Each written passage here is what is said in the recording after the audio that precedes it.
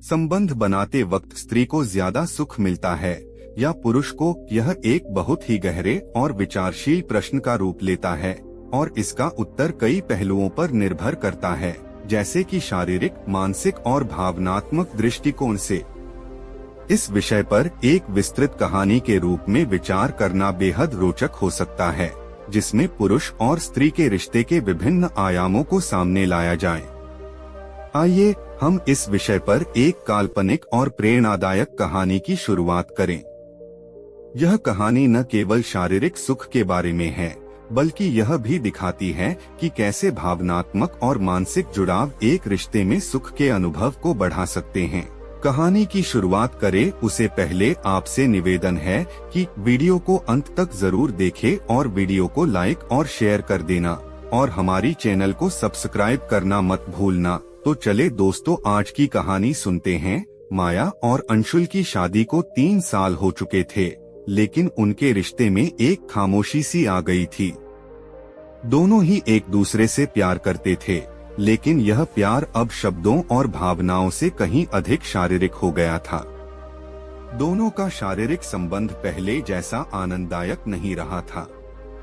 माया हमेशा यही सोचती कि क्या स्त्री को सुख सिर्फ शारीरिक रूप से ही मिलता है या कुछ और है जिसे वह अब तक महसूस नहीं कर पाई।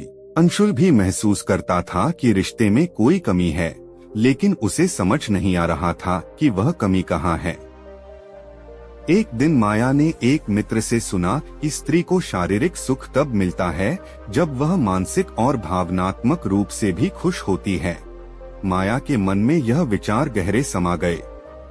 उसने सोचा, क्या हम दोनों के बीच केवल शारीरिक संबंध ही हमें खुश नहीं कर पा रहे? क्या हमें कुछ और चाहिए? माया ने धीरे धीरे इस पर काम करना शुरू किया। वह अंशुल से अपनी इच्छाओं और भावनाओं के बारे में खुलकर बात करने लगी। पहले उसे डर था कि कहीं अंशुल उसे न समझे, लेकिन अंशुल ने उसकी बातों को सुना और समझा। उसने महसूस किया कि माया की भावनाओं को समझना और उनका सम्मान करना भी उतना ही महत्वपूर्ण है जितना कि शारीरिक संबंध। एक दिन माया और अंशुल ने तय किया कि वे अपने रिश्ते को एक नई दिशा देंगे। उन्होंने दोनों ने एक दूसरे से वादा किया कि वे अब सिर्फ शारीरिक संबंध नहीं, बल्कि एक दूसरे के विचारों और भावनाओं से भी जुड़ेंगे। अंशुल ने माया से कहा, मैं अब सिर्फ तुम्हारे शरीर को नहीं, तुम्हारे मन को भी समझना चाहता हूँ। माया ने खुशी खुशी स्वीकार किया। दोनों ने एक दूसरे के साथ बिताने के लिए समय निकाला। वे साथ में समय बिताने लगे, बातों में खो जाने लगे और अपनी भावनाओं को व्यक्त करने लगे। धीरे धीरे माया ने महसूस किया कि जब वह मानसिक रूप से संतुष्ट और भावनात्मक रूप से सुरक्षित महसूस करती थी, तो शारीरिक संबंध भी कहीं ज्यादा आनंददायक होते थे। एक शाम माया और अंशुल ने एक विशेष शाम मनाई। दोनों ने एक दूसरे के बारे में विचार किए और अपने रिश्ते के बारे में खुलकर बात की। माया ने महसूस किया कि अंशुल ने उसे पूरी तरह से समझा था। जब दोनों के बीच की खामोशी और तनाव समाप्त हुआ, तो शारीरिक संबंध भी एक नई ऊंचाई पर पहुंच गए। माया अब जानती थी कि स्त्री का सुख केवल शारीरिक नहीं, बल्कि मानसिक और भावनात्मक रूप से भी जुड़ा हुआ होता है। अंशुल ने भी महसूस किया कि जब वह माया की भावनाओं के साथ जुड़ा, तब उसे भी शारीरिक और मानसिक रूप से सुख का अनुभव हुआ। वह समझ गया कि रिश्ते में शारीरिक और मानसिक दोनों तरह के संतुलन की जरूरत होती है। इस कहानी से यह निष्कर्ष निकलता है कि शारीरिक सुख का अनुभव स्त्री और पुरुष दोनों को होता है, लेकिन वह तब तक पूर्ण नहीं हो सकता जब तक मानसिक और भावनात्मक संतुलन न हो।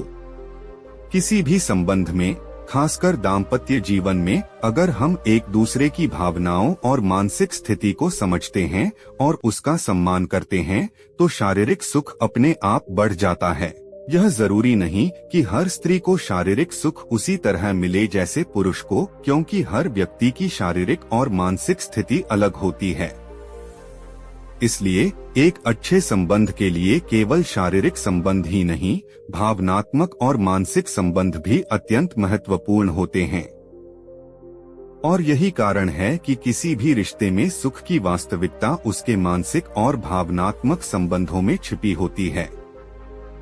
दोस्तों, अगर आपको यह कहानी अच्छी लगी हो तो वीडियो को लाइक एंड शेयर कर देना। दोस्तों, अगर आपने अभी तक हमारी चैनल को सब्सक्राइब नहीं किया है तो अभी सब्सक्राइब कर देना। मिलते हैं एक नई वीडियो के साथ, तब तक के लिए धन्यवाद। जय श्री कृष्ण, राधे राधे।